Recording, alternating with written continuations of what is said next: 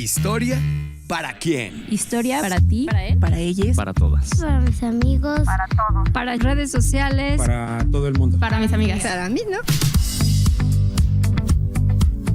¿Historia para quién? El sentido actual de la historia. ¿Quién escribe? ¿A quiénes les habla? ¿A ti? ¿A mí? ¿A todas y todos? Una coproducción entre el Instituto Nacional de Estudios Históricos de las Revoluciones de México y Radio Educación.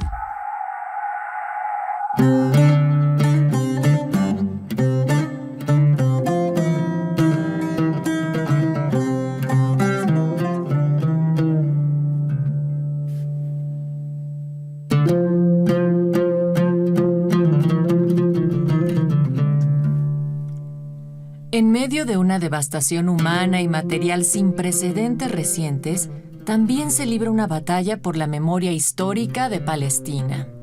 Archivos, relatos orales, sitios arqueológicos y museos que resguardan siglos de vida cotidiana y de cruces culturales.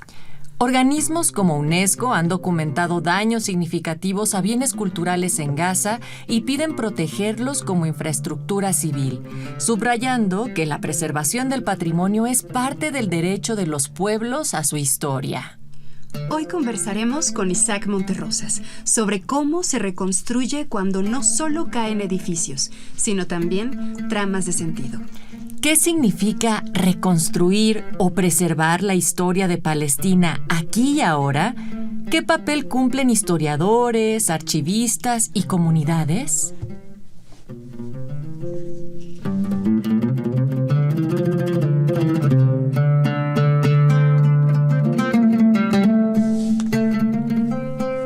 Hola, ¿cómo están, audiencias queridas? Gracias por estar en Historia para quién. Yo soy Natalia Luna y junto con Tamara Aranda, historiadora e investigadora del INERM, pues venimos con el corazón abierto, apretado, también la mente muy dispuesta para un programa que nos exige mirar de frente, reconstruir Palestina. ¿Qué es lo que esto significa? Y decimos reconstruir y pensamos muchas veces en ladrillos, en hospitales, en escuelas, pero también hay que hablar de la reconstrucción de la memoria, de los archivos que se pierden, de las voces que resisten, de las historias familiares que se sostienen para no desaparecer. En medio de todo este dolor y también de la urgencia, hay historiadoras e historiadores, personas que están en los archivos, maestras, maestros, comunidades palestinas enteras que están cuidando fotos, cuadernos, canciones, mapas, nombres, porque reconstruir también es eso, salvar esos hilos con los que una sociedad se reconoce y puede ir imaginando el futuro. Y en esta ocasión también vale la pena decir que no venimos a simplificar algo que sabemos que es muy complejo, ni a romantizar el sufrimiento que se está viviendo en Gaza. Venimos a pensar críticamente qué significa preservar la historia cuando todo lo que vemos alrededor se está desplomando en tiempo real y el mundo está siendo testigo de ello. A preguntarnos qué responsabilidades éticas tiene el oficio histórico y qué podemos hacer desde nuestra región, desde América Latina, en particular desde México, nuestras aulas y sobre todo también hoy en los medios públicos para que la memoria no se quiebre. Estamos nuevamente con ustedes en esta cabina. Tamara Aranda, historiadora e investigadora del INERM. Nos acompaña Isaac Monterrosas, a quien presentaremos más adelante. También está con nosotros en esta cabina Nicolás, el más joven integrante y el bebé de Tamara, porque también es parte de lo que está ocurriendo. Las infancias y todos estamos transitando en este caminar, Tamara. Bueno, pues muchísimas gracias. Era muy importante para nosotras poder conversar y traer aquí también esas voces, ¿no? Que espero que queden ahí grabadas, los balbuceos y esos gestos de pues un bebé de 6 meses que a mí me hace pensar constantemente en lo que muchas infancias están atravesando actualmente, y creo que ha sido una de las cosas más duras que hemos visto sobre el conflicto en Palestina y el terrible genocidio que estamos viviendo, porque pues está a los ojos del mundo. Todos y todas sabemos lo que está ocurriendo, y cuando nos tocan a las infancias pareciera como si fuera lo último, y eso hace un llamado a la acción, y en este caso no ha ocurrido. Es lo que más sabemos, es lo que más se viraliza, y aún así sigue ocurriendo todos los días. Y de ahí también la importancia del cómo nombramos. Ya tiene rato que incluso en los medios y desde los escenarios diplomáticos, políticos, se ha utilizado el término de genocidio, que lleva una carga importante y que significa precisamente las acciones que se están tomando contra el pueblo palestino. Pero de esto que mejor nos platique nuestro querido Isaac Monterrosas, quien, hay que decirlo, es compañero nuestro de la FES Acatlán, Tamara. Así es, compañero nuestro, historiador, colega que admiramos mucho, y que apenas tuve la oportunidad de escucharte, Isaac, en una conferencia que diste en Acatlán con motivo del aniversario de los 50 años de la licenciatura en Historia, y me parecía muy importante. Tú has trabajado este tema en tu tesis de licenciatura, ahora lo estás trabajando en el posgrado, y bueno, para que nuestras audiencias te conozcan, quiero compartirles que Isaac Monterrosas es licenciado en Historia por la Facultad de Estudios Superiores Acatlán de la Universidad Nacional Autónoma de México. Está realizando sus estudios de maestría en estudios en relaciones internacionales en la Facultad de Ciencias Políticas y Sociales de la UNAM. Es investigador del Observatorio Geohistórico de la Universidad Nacional de Luján, y en 2022 realizó una estancia de investigación en Buenos Aires, Argentina. Sus líneas de investigación son el proceso fundacional de las universidades en Palestina. Como ya lo mencionábamos, pueden consultar esa tesis maravillosa de licenciatura. El accionar también político del sionismo cristiano en América Latina, la recepción de la historia antigua de Palestina en la historiografía contemporánea, y la difusión escrita de la causa palestina en México. Querido Isaac, hemos dado parte de tu actividad académica, pero pues queremos que nos cuentes también qué haces fuera de la vida académica, y también pues un poco de o sea, ¿qué otras cosas haces? ¿Qué bailas otros intereses cumbia, tienes? salsa, rock, no sé, cosas casuales. Primero que nada, muchas gracias por su amable invitación. Es un honor, un gusto que sigan abriendo más espacios para hablar de Palestina en voz alta desde América Latina, desde México particularmente. Muy brevemente, antes de responder la pregunta, quisiera decir que pues no quitemos la mirada de Gaza, de Cisjordania, de Jerusalén, y por supuesto con el asalto ilegal en aguas internacionales de la flotilla Global Summit, donde participan muchas personas del mundo, entre ellas 7 personas de México y una compañera de la Facultad de Ciencias Políticas y Sociales de la UNAM, Arlene Medrano Guzmán. Entonces tenemos que exigir a nuestros gobiernos que no solamente se pronuncien retóricamente, sino que sancionen a Israel por esta nueva violación al derecho internacional. Y fuera de la academia, desde niño me ha gustado mucho el fútbol. Me hubiera gustado quizá en algún punto ser profesional, por muchas razones no se pudo, y lamento también que este deporte se haya ido elitizando tanto al punto de que sea casi inaccesible asistir al Mundial del próximo año. También justamente la FIFA sigue sin sancionar a Israel. Israel está participando en todas las competiciones de fútbol en el mundo, y si se clasifica al Mundial hay posibilidades de que lo juegue el próximo año.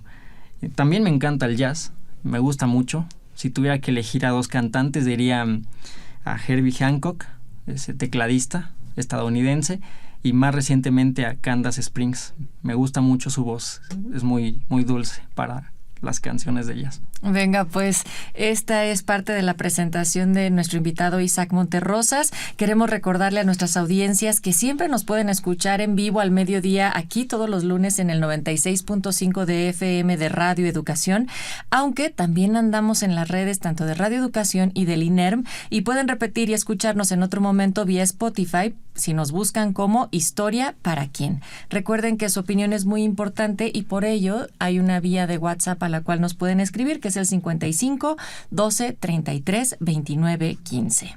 Muy bien. Isaac, pues bueno, muchas personas estamos a la distancia, ¿no? O sea, lo que conocemos como el Medio Oriente parece algo lejanísimo. También, bueno, a mí me ha tocado escuchar a muchas personas que se preguntan, ¿no? Bueno, ¿por qué se manifiestan por Gaza desde México, desde América Latina, habiendo tantas problemáticas en nuestro país? ¿Por qué nos importaría este tema, no? Aunque pareciera increíble, bueno, hay quien se lo cuestiona y pues hay que atender a esa pregunta, ¿no? Que me parece muy importante. En tu caso, como un estudiante universitario mexicano, ¿qué fue lo que te acercó a esos temas de la historia antigua y específicamente el caso de Palestina? Siempre comienzo con los motivos personales. Desde niño tuve mis primeros contactos con Palestina. Yo nací, viví muchos años en una familia cristiana evangélica y las iglesias cristianas evangélicas, la mayoría, son profundamente sionistas. Existe, de hecho, el sionismo cristiano. El sionismo cristiano surgió casi a la par del sionismo judío, entre comillas. Y al ir a la iglesia, las lecturas que hacía de la Biblia, siempre salía Palestina en alguna parte y las distintas comunidades y pueblos en esa región. Entonces, siempre tuve esa inquietud desde niño por todo lo que se mencionaba. Mis padres me enseñaron siempre a tener curiosidad y sorpresa ante todo, a buscar mi propio criterio.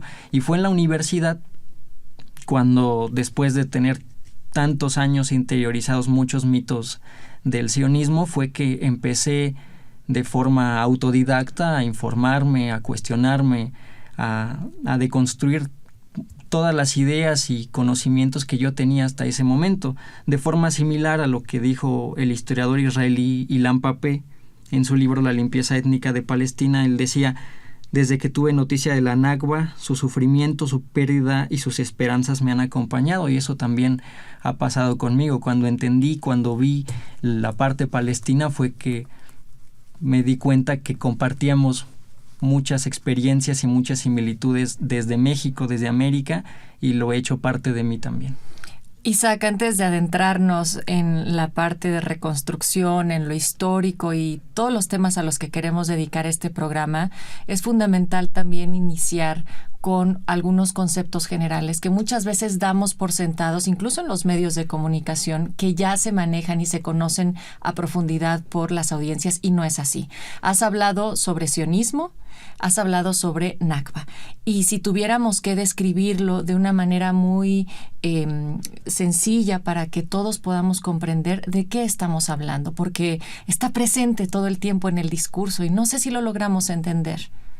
El sionismo es un movimiento político que fue creado por intelectuales judíos asimilados de Europa del centro y del este, principalmente del entonces Imperio Ruso, en un intento de resolver el antisemitismo en Europa. Ellos lo que querían eran ser incorporados a los estados-nación europeos, Alemania, Rusia, etc. Y al no conseguir esa igualdad de derechos, de oportunidades, fue que pues consideraron oportuno, necesario, urgente crear una idea nacional y posteriormente un Estado nacional. El sionismo nació como un movimiento nacional, pero pronto se convirtió en un movimiento colonial, porque si el proyecto es establecer un Estado judío en un territorio habitado como es Palestina, la única alternativa es colonizar el territorio. Por otra parte, la Nakba es una palabra en árabe que significa literalmente catástrofe, y se refiere a la catástrofe del pueblo palestino tras la creación de Israel en mayo de 1948. La Nakba es una herida abierta del pueblo palestino y ha significado la expulsión de más de 750,000 personas, el asesinato de poco más de 15,000 personas y la destrucción de una enorme cantidad de aldeas, muchas de las cuales pues después fueron transformadas en espacios habitacionales, urbanos, universitarios incluso del Estado de Israel. Por ejemplo, la Universidad Hebrea de Jerusalén fue establecida en gran medida sobre aldeas que fueron despojadas que estaban habitadas por los palestinos, y lamentablemente hasta el día de hoy no existe el derecho al retorno para los palestinos.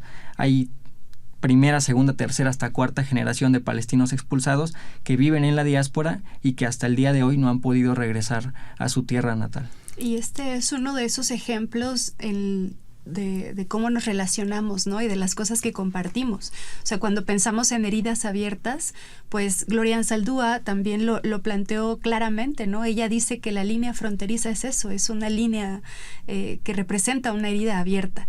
Y pues también vemos estos procesos migratorios de desplazamiento con generaciones de pues migrantes mexicanos y sus descendientes que no han podido retornar.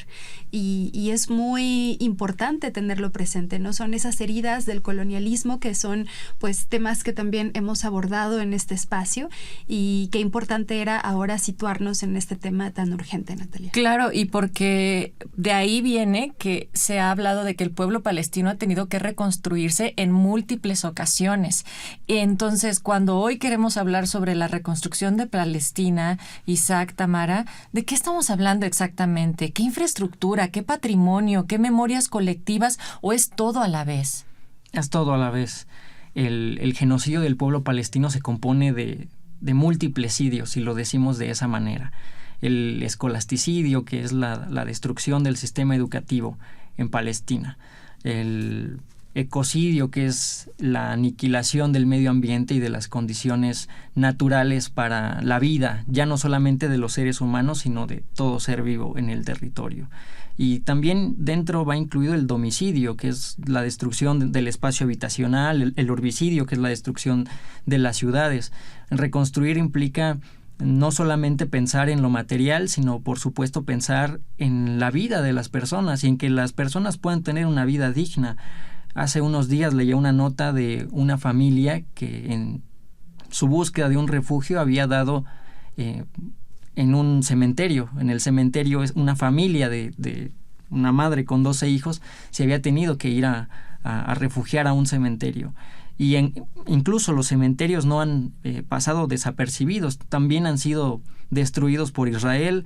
El ejército ha violado pues el derecho internacional al profanar las tumbas y los cementerios de las personas en este territorio. Entonces, reconstruir es un ejercicio que hacen todas las personas, no solamente en lo académico, sino las personas palestinas que en sus trayectos cotidianos rememoran su apego a la tierra y cada uno de esos recuerdos que muchas veces quedan atrás, porque hay que decirlo que en estos desplazamientos forzados, pues las personas se llevan lo que tienen, no tienen a lo mejor la posibilidad de llevarse sus fotografías o sus libros o sus posesiones preciadas. Ellos lo que aspiran es a regresar y reinstalarse con lo que sea que conserven.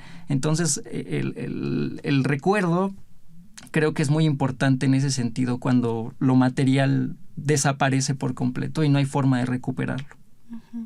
Sí, híjole, me haces pensar en una pregunta que surge constantemente cuando vemos acciones de movilización social, ¿no? Protestas en las que se destruye el patrimonio y, bueno, la gente suele criticar, ¿no? Bueno, porque rayan, porque pintan, porque rompen.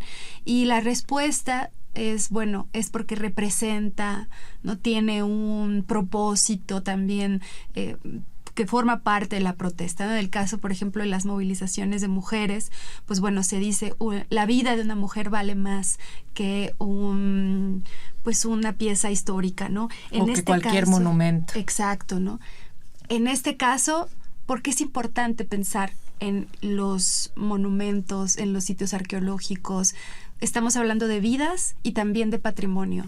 ¿Por qué aquí son importantes ambas? En ese sentido, yo considero que es importante porque son de significancia, de relevancia, para el pueblo palestino, pero va más allá. Todo lo que hay en ese pequeño territorio es histórico, es milenario y forma parte de nuestra historia humana. Eso es algo que yo suelo decir. Nosotros desde México no estudiamos Palestina o porque seamos palestinos, sino porque es parte de nuestra historia humana, y en Palestina han pasado muchas culturas. Justamente ahora pensando, el escudo de la ciudad de Gaza es un ave fénix, y muchas personas lo ven como un símbolo de esperanza, porque dicen: Gaza históricamente ha sido reconstruida y destruida cientos de veces, desde los egipcios pasando por los persas, los romanos, hasta la actualidad, pero siempre ha sido reconstruida, y como decía el arqueólogo Fadel Alutol, reconstruiremos Gaza para que sea más hermosa que antes. Y es importante porque esos monumentos, esos sitios históricos, pues son parte tangible de la identidad cultural del pueblo palestino. Ellos se sienten identificados con sus universidades, con sus mezquitas, con sus sitios arqueológicos que en Gaza van desde la Edad del Hierro II, hacia el siglo VIII a.C., y hasta el periodo bizantino. O sea, hay un sinfín de culturas. Gaza también es de los primeros sitios del cristianismo en Palestina y en el mundo antiguo. Hace unos días se reabrió la Catedral de Notre Dame en Francia, que fue destruida por este incendio en 2018-2019, y todo el mundo está hablando de eso. Pero ¿cuándo podemos empezar a hablar de la reconstrucción de la iglesia de San Porfirio o de esas otras iglesias cristianas que también están ahí? Porque los cristianos en Palestina han existido y van a seguir existiendo a pesar del cerco, del bloqueo y de los ataques de Israel. Hoy en Historia para Quien está con nosotras, el historiador Isaac Monterrosas, estamos platicando sobre lo que significa reconstruir Palestina desde una perspectiva histórica, y hemos preparado una breve cápsula que da cuenta sobre este proceso, así es que les invitamos a escuchar y volvemos.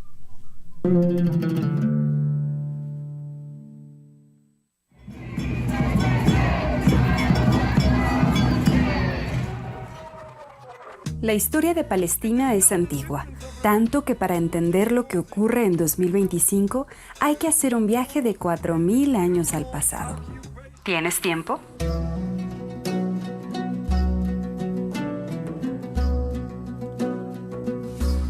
Durante la antigüedad y hasta el siglo XX, el territorio fue ocupado por Egipto, conquistado por Alejandro Magno, el Imperio Romano y el Otomano. Alternando religiones, formas de organización y gobierno hasta 1919, cuando la Primera Guerra Mundial terminó y entre los acuerdos de paz se estableció la disolución del antiguo Imperio Otomano, lo cual dio paso a que la Franja de Gaza formara parte del mandato británico de Palestina.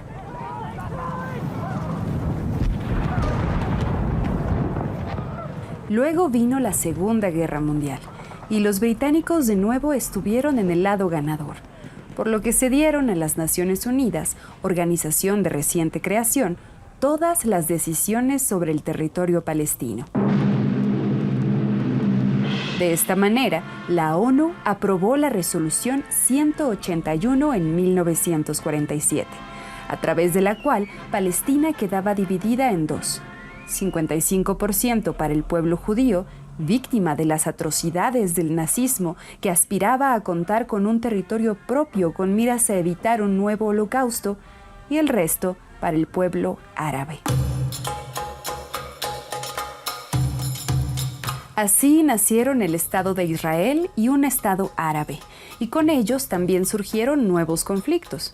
En 1948 estalló la Guerra Árabe-Israelí, que derivó en miles de personas refugiadas en la Franja de Gaza, y un armisticio que, si bien puso fin al conflicto, también llevó a un nuevo periodo de ocupación en el que Egipto se hizo cargo de Palestina hasta 1967.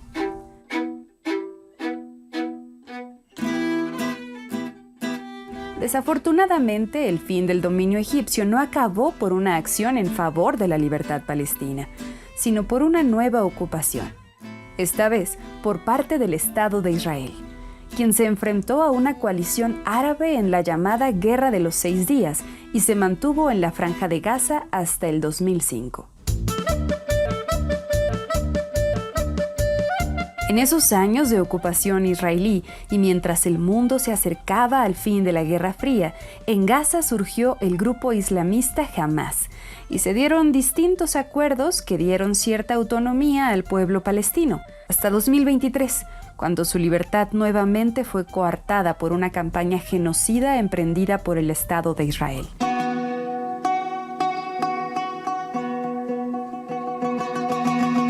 Y es que hay que decir que la Convención para la Prevención y la Sanción del Delito de Genocidio de 1948 reconoce 5 actos como genocidio, y lo que ocurre en Gaza cumple 4 de ellos. Por esa razón, la Comisión Internacional Independiente de Investigación sobre los Territorios Palestinos Ocupados afirmó el 16 de septiembre de 2025 que Israel ha cometido genocidio contra el pueblo palestino en Gaza y que se han destruido residencias, casas, hospitales, universidades, escuelas, museos, iglesias, mezquitas, sitios arqueológicos, carreteras, instalaciones agrícolas, la industria pesquera. La destrucción es tal, unida a la política de hambruna, que las condiciones para la vida son insostenibles. Esto es lo que ocurre en Gaza, y por ello urge una Palestina libre.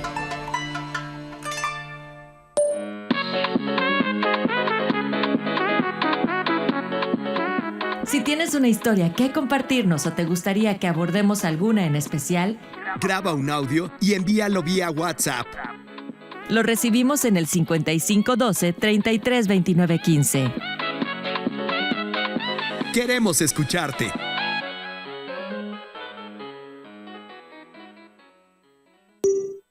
وقف الطفل وحده والليالي ورصاص من حوله وجنود وقف الطفل والحجارة أكوام. Hoy en Historia para quién estamos hablando sobre lo que significa reconstruir Palestina desde la historia con Isaac Monterrosas. Él es historiador por la UNAM y maestrando en estudios en relaciones internacionales por la Facultad de Ciencias Políticas y Sociales de la UNAM. Investiga memoria, patrimonio y política en torno a Palestina y el Medio Oriente, con énfasis en la diáspora y los archivos. Isaac, ¿qué te llevó de la historia conceptual a los archivos y memorias palestinas? Ambos están vinculados. En la licenciatura trabajé las universidades israelíes, particularmente la construcción conceptual de la diáspora en la historiografía sionista producida en esos espacios desde 1918 y hasta 2021. Mi objetivo fue mostrar que las universidades, históricamente, las universidades judías, han participado directamente del proyecto colonial sionista y que fueron establecidas en puntos estratégicos del territorio palestino para potencializar la colonización. Las universidades judías fueron instaladas con base en los modelos educativos de Estados Unidos y de Europa y trajeron a renombrados investigadores de esos países, muchos europeos. Por ejemplo, Chaim Weizmann, que fue un bielorruso, inglés, muy importante líder del sionismo, que estudió química en Europa y que después participó en la fundación de, entre otras universidades, la Universidad Hebrea de Jerusalén. Ahora, en mi tesis de maestría, me interesa el escolasticidio, que es la destrucción, decía hace unos minutos, del sistema educativo en Palestina y particularmente en Gaza. El escolasticidio se ve reflejado en un caso muy concreto. La primera universidad judía en Palestina fue establecida en 1912, el Technikum, en alemán, que después fue hebraizado a Technion, el Instituto de Tecnología de Israel. Technion es una palabra que en español significa politécnico, equivalente a nuestro Politécnico Nacional. La primera universidad palestina fue la Universidad de Hebrón, fundada hasta 1971. O sea, hay una diferencia de casi 60 años entre la primera universidad. Esto es un rezago deliberado que busca entorpecer el acceso a la educación, un derecho inalienable de todo ser humano. Y en ese aspecto, Isaac, ¿qué fuentes están siendo clave hoy? O sea, hay también, tanto para tu estudio, qué hemerografía, qué fondos digitales, colecciones de museo, pero también, por otra parte, los archivos familiares y las historias orales. Eso depende de lo que se quiera trabajar.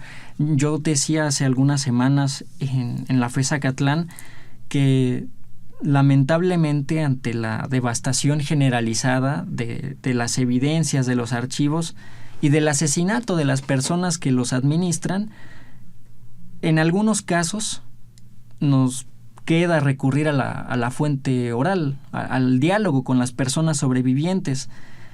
Eso no sucede con épocas previas. Es imposible hablar con una persona que habitó Palestina en el 5º milenio antes de Cristo o con alguien en el periodo babilónico.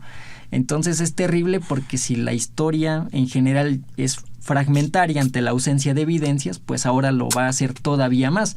Y en el futuro cercano yo estimo que, primero, la historia oral va a ser fundamental para reconstruir la historia. Uh-huh. En segundo lugar, pues tratar de proteger a los sobrevivientes para poder dialogar con ellos y que recuperen sus memorias, pero también una vida digna. Y también considero que ante la ausencia de profesionales van a surgir personas en el mundo amateur, si así le llamemos, que van a estar interesadas en la historia. El colectivo Historians for Palestine, que es un colectivo en Estados Unidos y que tiene presencia internacional, decía que hace unos meses solamente quedaba un historiador profesional en Gaza. Yo creo que a estas alturas ya no hay ningún historiador profesional. Entonces, estimo que en el futuro cercano la reconstrucción de la historia va a ser iniciativa de todas las personas, de todo el pueblo palestino. Y qué importante, ¿no? Esto también nos recuerda, pues que estas profesiones son sumamente importantes. O sea, creo que también nos recuerda que este trabajo que hacemos como historiadoras, como historiadores, tiene un lugar social que es sumamente importante, ¿no? Nosotros preservamos la memoria, la compartimos y es crucial además defender las humanidades, ¿no? O sea, también nos recuerda esa otra parte, que las universidades deben tener claridad y se deben seguir enseñando este tipo de carreras, y este tipo de profesiones deben ser, pues sí, o sea, que más personas estudien historia y que también existan las condiciones dignas de trabajo, de investigación para las y los colegas que están en otras partes del mundo enfrentando este tipo de situaciones. Y me pregunto también, cuando la tarea es tan importante como qué es lo que trasciende, qué es lo que se deja de este rastro humano en este tiempo y espacio particular, Tamara, Isaac, ¿cómo se decide qué conservar? ¿Y qué conservar primero cuando todo parece urgente? Cuando precisamente la ayuda humanitaria, la comida, los medicamentos, todo ello parecería que esto es lo urgente, salvaguardar la vida. Y cuando estamos hablando sobre salvaguardar la historia de todo un pueblo, ¿cómo eliges? ¿Cómo comienzas a dar esos pasos?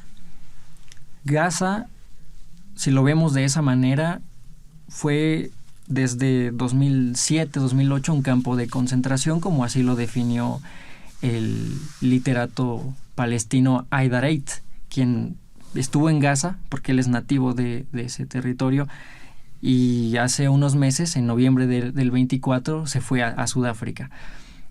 Con esto quiero decir que es un territorio altamente habitado, tiene una densidad demográfica muy alta. Muchas personas habitando en un territorio muy pequeño, y desde hace algunos años de una u otra manera se ha buscado dar prioridad a la vida de las personas. Por ejemplo, el caso del puerto de Antedón. El puerto de Antedón fue un puerto que muy utilizado en la época del hierro, en la época helenística, como parte de las rutas comerciales del mundo antiguo en esa región. Y si bien pues la intención a lo mejor académica es resguardar ese sitio, pues en cuestiones humanitarias se ha priorizado el construir más edificios habitacionales y más lugares para la población palestina. Entonces yo creo que, claro, todo es urgente, pero lo más importante es que pues, las personas puedan vivir más o menos bien, y yo esperaría que en el futuro cercano, cuando todo esto termine, porque tiene que terminar, lo tenemos que detener, sea creada una comisión internacional que haga un recuento detallado de los daños en patrimonio, de los daños hacia las personas, porque la única forma de alcanzar justicia es identificar a los responsables, juzgarlos, llevarlos a la justicia internacional, a la Corte Internacional de Justicia, pero también de dar pues esa reparación económica a todas las personas afectadas, y eso pues también nos va a permitir ver qué podemos hacer y qué ya no podemos hacer, porque así como hay sitios arqueológicos o universidades que han sido parcialmente destruidas y que a lo mejor todavía podemos recuperar, también es cierto que hay lugares que están hechos polvo y que lamentablemente no podremos recuperar. Sí, y que esto además ocurre constantemente en el Medio Oriente, ¿no? O sea, eso es algo que vemos constantemente y que es parte de la historia de la humanidad, y esto me lleva a otro punto. Es parte de la humanidad, ¿no? O sea, cuando hablamos de derechos humanos, estamos también hablando de esto, ¿no? O sea, de los derechos culturales y otra cosa, o sea, es sentirnos identificados los unos con los otros, las unas con las otras, y que va, pues, al final de cuentas, más allá de lo que se determina en instancias internacionales. O sea, es una cuestión de humanidad, y hablando de instancias internacionales, pues, ya lo escuchamos en la cápsula, ¿no? O sea, la creación del Estado de Israel tuvo un propósito que era, pues, evitar otro holocausto, ¿no? Y ahora estamos viendo una situación terrible, paradójica, que recuerda esos motivos por los cuales surge este conflicto. O sea, es increíble, ¿no?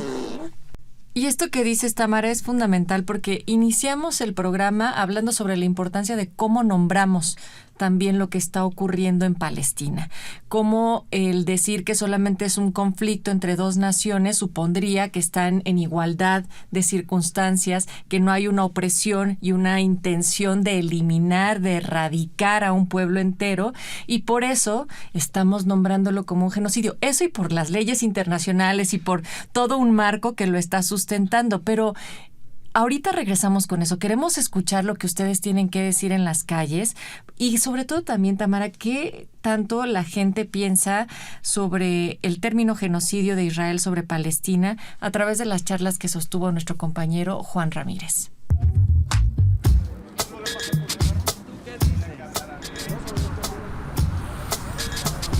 Las calles hablan. ¿Tú qué dices?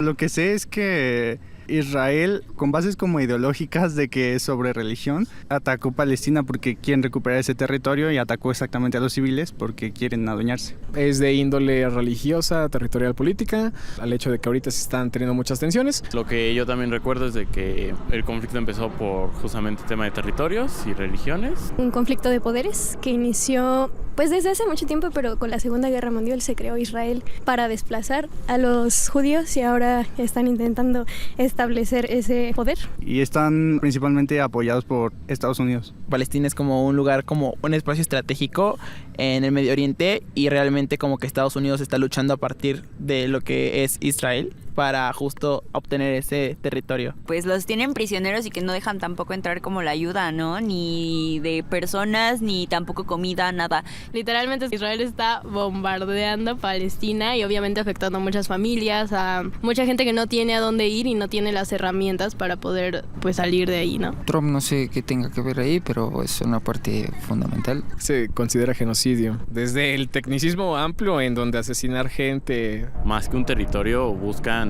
como eliminar al pueblo palestino. Están intentando hacer una limpieza étnica. Ya incluso en los libros de historia de los niños presentan Palestina como Israel únicamente, y presentan todas sus costumbres y comidas como israelíes. Que es terrorismo y homicidios y crímenes de guerra. La verdad es que yo estoy a favor de la liberación de Palestina. Sin embargo, lo que sí podemos hacer es hacer conciencia de todo lo que está sucediendo, no ignorar hechos que, aunque creemos que son ajenos a nosotros, demostrar empatía, conciencia. Yo creo que sí se puede hacer algo, aunque parezca lejano, pues se sabe que Israel estuvo involucrado en la desaparición de los 43, por ejemplo, manda inteligencia militar a muchísimos países subdesarrollados por parte de otras potencias, Y pues me parece que ahorita sería concientizar de ese asunto. Pues de verdad no sé si podríamos hacer mucho más de lo que hacemos, pero siento que mantenernos neutrales y el hecho de apoyar diplomáticamente ya es bastante. Se ha tratado de dar como que mucha ayuda, pero precisamente por el hecho de que como que no se deja entrar tanta, no hay mucho que podamos hacer, más que como las marchas. Creo que difundir información, o sea, el hecho de que entendamos por qué esto también nos afecta a nosotros como país y que no es nada más un conflicto externo, es importante, y como que, claro, difundir la información sobre qué está pasando, por qué y cómo nos afecta a nosotros. Que liberen a Palestina. على هذه الأرض ما يستحق الحياة تردد إبريل رائحة الخبز في الفجر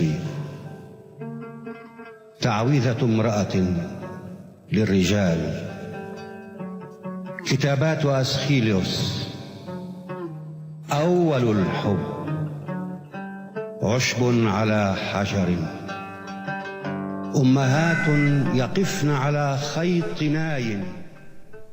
Estamos en Historia para quien escuchamos de fondo el poema de Mahmoud Darwish y también el sondeo de las calles. Estamos conversando hoy con el historiador Isaac Monterrosas, quien está investigando memoria, patrimonio y política en torno a Palestina y el Medio Oriente, con un énfasis en la diáspora y los archivos.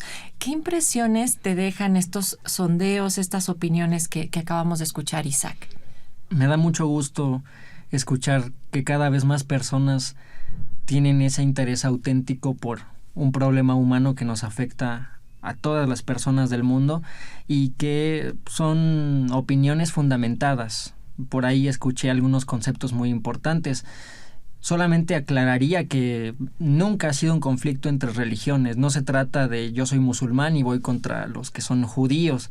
Nunca ha sido así, más bien tiene que ser visto como la resistencia anticolonial de un pueblo que llevaba siglos, quizá milenios viviendo en el territorio, frente a un proyecto colonial de corte eurocéntrico y orientalista, porque muchos de los primeros migrantes que llegaron a Palestina procedían de Europa, de Rusia, de Polonia, de Ucrania.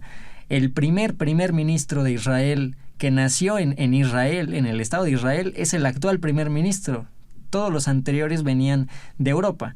Entonces, tiene que ser visto de esa manera. Y me da gusto también que se resalte ese vínculo, esa cercanía con nuestro país, porque efectivamente Israel históricamente ha proveído armas a México. Durante la Guerra Sucia le vendió aviones en los cuales pues el ejército desaparecía y echaba los cuerpos de las personas al mar.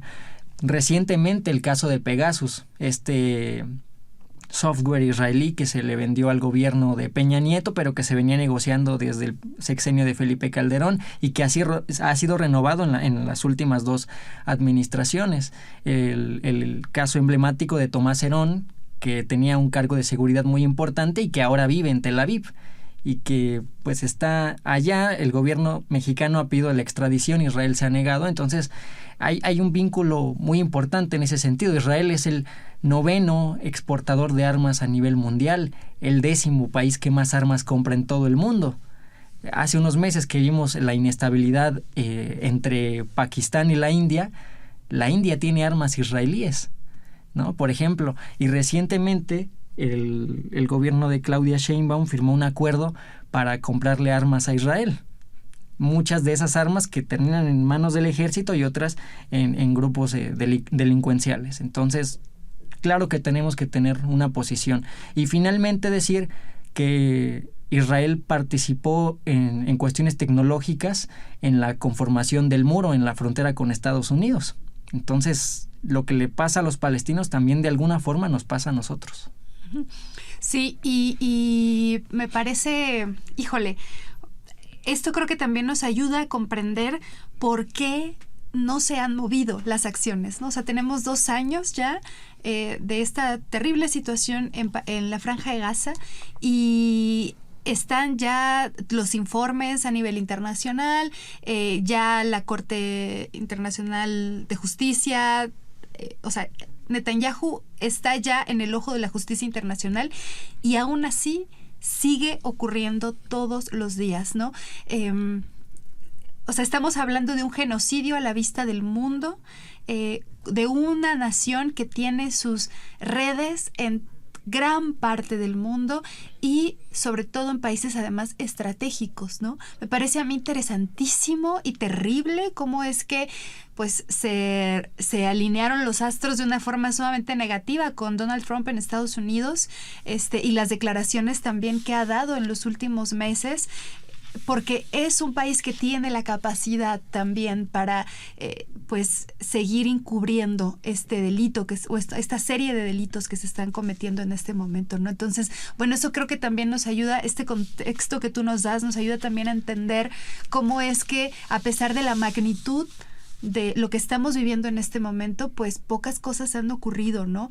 Y bueno, yo espero que efectivamente en un futuro esto pues se resuelva pronto, ¿no? Y hay muchísimas preguntas que quisiéramos todavía poder hacerte, Isaac, desde este espacio. Vamos a arrancar con las preguntas rápidas para poder cubrir esa parte y si nos da chance, después nos clavamos un poco más en las investigaciones, pero quisiéramos ir aclarando conceptos. ¿Qué es reconstruir en una palabra? Resistencia. Uh-huh. Un concepto clave para entender Palestina hoy. Genocidio vinculado a otros conceptos como deshumanización y normalización de esa deshumanización. ¿Por qué es un genocidio? Es un genocidio porque Israel ha mostrado la intención de erradicar la presencia palestina en Gaza, pero también en otras partes del territorio. Yo decía al inicio que no quitemos los ojos porque antes de que todo esto empezara, Israel ya había realizado ataques en Cisjordania, en Jerusalén. En los últimos días bloqueó una salida a Jordania, entonces no podemos olvidarnos de lo que pasa en esas situaciones. Hay quienes debaten si el concepto genocidio se puede rastrear desde hace 7, 8 décadas. Habría que considerarlo, pero es un hecho que esta colonización tiene más de 100 años y el genocidio es una de las muchas manifestaciones de eso. Uh-huh. Mayor mito que toca desmentir. Hay muchos. Me quedaría de momento con 2. Uno de ellos es la existencia de Palestina y de los palestinos. Suelen decir que Palestina y los palestinos surgieron tras la creación de Israel, como una respuesta. Y no, los palestinos y Palestina ya existían mucho antes de la llegada de Israel, de la llegada del capitalismo, y tenían siglos, milenios conviviendo en paz, religiones, culturas. Era una Palestina multicultural, que es a lo que se aspira en el futuro cercano. Y otro mito también tiene que ver con que todo empezó el 7 de octubre de 2023. No empezó el 7 de octubre de 2023, empezó a finales del siglo XIX. Uh-huh. Y yo retomaría uno más, que no es un tema de religiones. Hay que insistir en eso. No es judíos contra árabes, musulmanes. Esto es una situación que va mucho más allá y se trata de una nación y de un contra otra, que además hay una diferencia absoluta entre la proporcionalidad ahí del conflicto y además se trata de un conflicto colonial que nos remite a muchas décadas, si no es que siglos atrás. Isaac, una fuente de información que hoy estés usando a diario. Diría que el boletín OLP Informa, que he estado trabajando mucho, y también algunos textos universitarios de Palestina. Muy bien. Una pregunta incómoda que la historia debería hacerse más a menudo, a sí misma. ¿Cuál es el papel que la historia ha tenido en la construcción de discursos nacionales en países jóvenes como Israel, Palestina, entre muchos otros? Uh-huh. Muy bien. Híjole, yo me quiero aventar otra pregunta, Natalia, si me lo permites, y es que nos ayudes a entender también la geografía, porque hace un momento y también al inicio hablabas tú de Cisjordania, hablabas de estos países que están alrededor de Jerusalén y bueno, entendemos como la Franja de Gaza. ¿Podrías también explicarnos, tratar de hacernos este dibujo geográfico, radiofónico, por favor? Palestina es un punto estratégico, podríamos decir, en el Medio Oriente y en el Mediterráneo, porque desde la antigüedad ha conectado las rutas comerciales y ha conectado Europa, Asia y África. Entonces por ahí pasan todos, por mar, tierra y aire. Dentro de Palestina hay 3 geografías, se suele decir, diferenciadas. Incluso podríamos decir 4. Los palestinos que viven en Gaza, en Cisjordania, en Jerusalén y en Israel. Las condiciones de los palestinos en estas 4 geografías son distintas. Hay palestinos que viven en Gaza, que tienen a un costado el mar Mediterráneo y nunca han ido al mar. Por ahí hay una película, en este momento no recuerdo el nombre, que precisamente aborda eso, el deseo de un palestino, de un grupo de amigos palestinos, de ir al mar y conocerlo por primera vez. En Cisjordania, que es ese territorio que junto con Gaza compondría el Estado palestino, un poco imposible por la separación que hay, pues nos muestra también los puntos de revisión militares, porque constantemente para moverse a cualquier lado hay que pasar por un control militar israelí.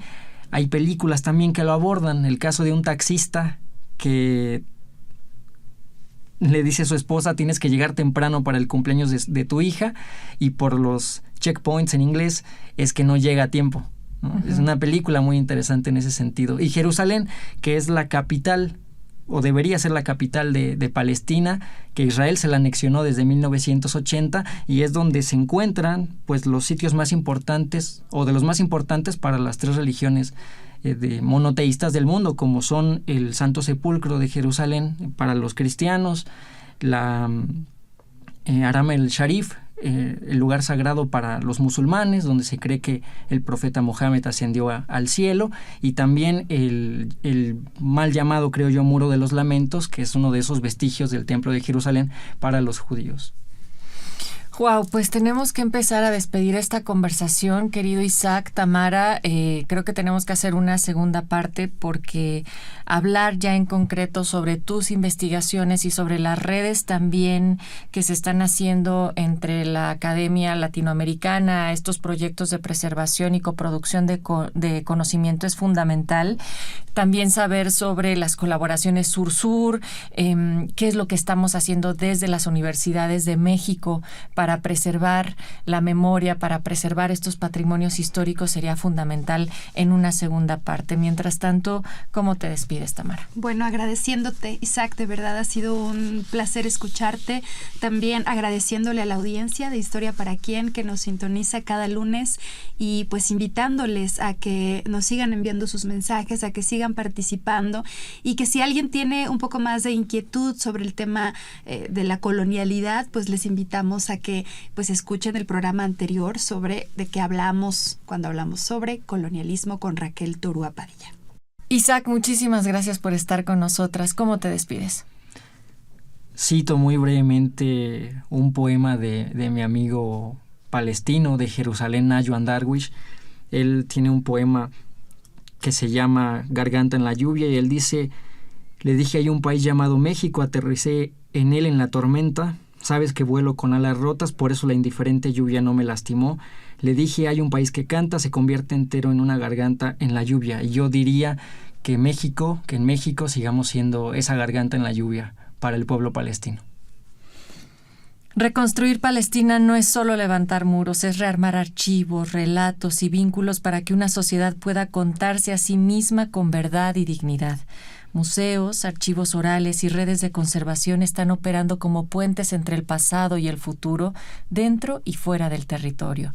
Gracias, Isaac Monterrosas, por ayudarnos a pensar cómo, desde la historia, se abren caminos de reconstrucción.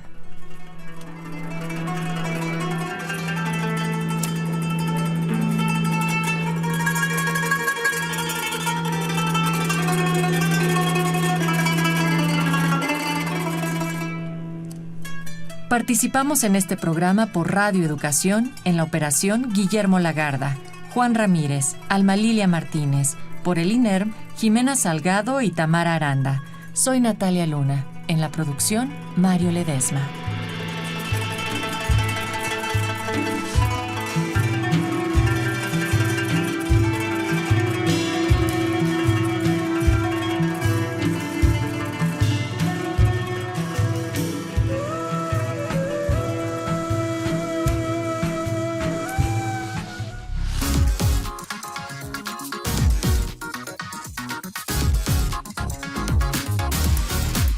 Radio Educación y el Instituto Nacional de Estudios Históricos de las Revoluciones de México presentaron ¿Historia para quién? El sentido actual de la historia.